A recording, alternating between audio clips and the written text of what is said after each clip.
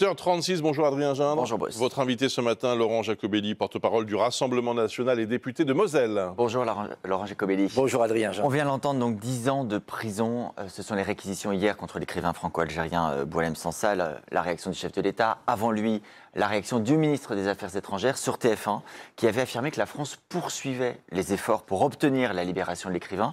Est-ce que c'est un dossier dans lequel vous soutenez le gouvernement ? Il faut absolument libérer Boualem Sansal. 10 ans pour s'être exprimé librement. C'est une atteinte à la liberté d'expression. Et ça nous touche en tant que Français de deux manières. D'abord parce que Boualem Sansal est français, tout autant qu'algérien. Et ensuite parce que nous sommes le pays de la liberté d'expression. Et donc il faut évidemment agir. Mais ça montre bien que l'Algérie aujourd'hui est entrée dans un conflit larvé avec la France et que tous les symboles sont bons pour le gouvernement algérien pour nous envoyer des signes très négatifs et essayer d'humilier la France. Ne soyons pas dupes. Si Boualem Sansal risque de 10 ans de prison, c'est pas pour rien. Sur le symbole, il se trouve que son comité de soutien, avec notamment David Lisnard, le maire LR de Cannes, a publié une tribune en appelant le chef de l'État français à nommer symboliquement Boualem Sansal ministre de la francophonie. Est-ce que ce serait un acte utile ?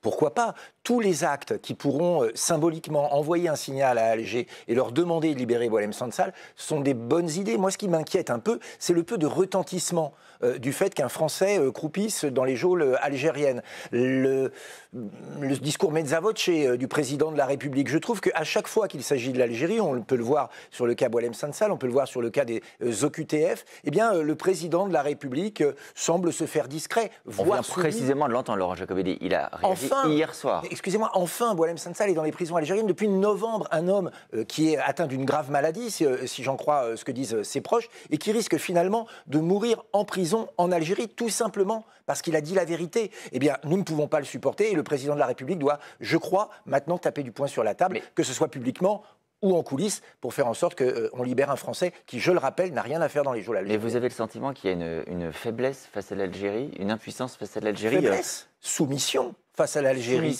Bien sûr, quand le président de la République avait qualifié de crime contre l'humanité la période française de l'Algérie, c'était déjà un très mauvais signal. Sa campagne présidentielle de 2017, ça n'avait rien à voir. Chaque jour qui passe, Adrien Gindre, l'Algérie nous envoie un signal humiliant, que ce soit en renvoyant des criminels ou des délinquants algériens, que ce soit par les déclarations, et on a en face un président qui joue l'aplaventrisme. Il faut maintenant faire le bras de fer. Vous savez, en diplomatie, la faiblesse n'est pas un atout. Le silence n'est pas une arme. Il faut que l'Algérie sache qu'en face d'elle, elle a une France droite, debout et déterminée. Les visas pour les Algériens, on gèle. Les transferts financiers pour l'Algérie, on arrête. L'aide au développement, c'est fini. Il faut maintenant être très clair avec le président algérien. Vous avez peut-être entendu ce que disait Gérald Darmanin sur ce plateau en début de semaine, à propos des propositions du RN. Il disait le principe de la riposte graduée, c'est qu'elle est graduée.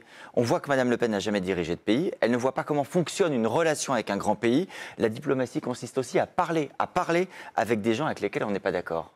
Oui, parler, pas blablater. Il y a un moment, effectivement, Marine Le Pen n'est pas au pouvoir. Et ça se voit, malheureusement. Parce que le bilan de M. Darmanin, en tout cas de son gouvernement, et de M. Barrot, le ministre des Affaires étrangères, c'est qu'un terroriste algérien qui a tué à Mulhouse avait été refusé 14 fois sur les territoires algériens sur lesquels ils devaient retourner. Voilà à quoi mène leur politique. Eh bien, s'ils sont satisfaits de la manière dont ils agissent, nous pas, les Français aucune de vos plus. propositions ne donnera de garantie que demain l'Algérie reprendra ses ressources. Ne rien faire comme c'est fait actuellement contribue probablement au fait que l'Algérie nous nargue. Vous savez, beaucoup d'Algériens viennent se faire soigner en France. 45 millions, c'est la dette de l'Algérie par rapport aux hôpitaux français. Et le ministre de l'Intérieur propose qu'on suspende les accords pour les visas diplomatiques. Des milliards sont envoyés par la diaspora chaque année. Il faut arrêter. Et c'est important aussi pour nos concitoyens français d'origine algérienne. Vous savez, ils souffrent aussi de la situation. Et Laurent Jacobelli. À ce qu'on ne confonde pas Algériens et gouvernement algérien. Je crois que les Algériens méritent mieux que ce gouvernement-là. Puisque vous soulignez l'échec à vos yeux du gouvernement français aujourd'hui, s'il échoue à faire reprendre par l'Algérie les individus qui sont sous OQTF, obligation de quitter le territoire français, est-ce que ce sera un motif de censure du gouvernement pour vous? Ah, ça pèse dans la balance, de même que la retraite qui est à 62 ans. Vous savez que c'est ce que nous réclamons et que M. Bayrou semble avoir écarté d'un revers de la main. Comme aussi la planification pluriannuelle de l'énergie qui grave dans le marbre que l'énergie française sera chère à cause des dispositifs européens, alors que ça devrait être un élément concurrentiel pour nous d'avoir une énergie à bas coût. Tout cela, ça donne un faisceau d'indices qui nous amène évidemment de plus en plus vers une éventuelle censure. Donc de l'échelle de pas censure à censure, on est où là?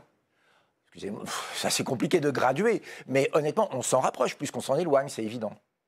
Mais qu'est-ce qui ferait que vous basculeriez au moment où vous censurez effectivement? Vous avez évoqué Boualem Sansal, les OQTF, j'ai évoqué la retraite, j'ai évoqué l'énergie. Voilà, vous savez, nos lignes rouges, elles restent les mêmes. Ne pas toucher au pouvoir d'achat des Français, la retraite et l'énergie, ça en fait partie. Ne pas toucher à la sécurité des Français et ne pas accroître l'immigration. On est vraiment au confluent de ces 3 lignes rouges. Quand vous entendez par exemple, ce sont des informations révélées par nos confrères du Monde, que TF1 a pu confirmer, un document envoyé par le gouvernement au président de conseils départementaux notamment, pour envisager une suspension du RSA de 30 à 100% possiblement, en cas de manquement. Alors je rappelle que dans les obligations, par exemple, il y a 15 heures d'activité hebdomadaire obligatoire. Est-ce que ça, c'est aussi un motif de censure, ou est-ce que ça, pour le coup, vous dites très bien, il faut être exigeant avec les demandeurs du RSA? Bien sûr qu'il faut être exigeant, bien sûr que certains profitent du système, mais ce n'est pas le cas général. Une fois encore, le gouvernement va s'en prendre aux plus fragiles d'entre nous pour faire des économies de bout de chandelle. Vous savez, les départements, ils sont exsangues, mais ils sont exsangues financièrement, pas seulement à cause du RSA, notamment à cause du fait qu'ils doivent subventionner les mineurs isolés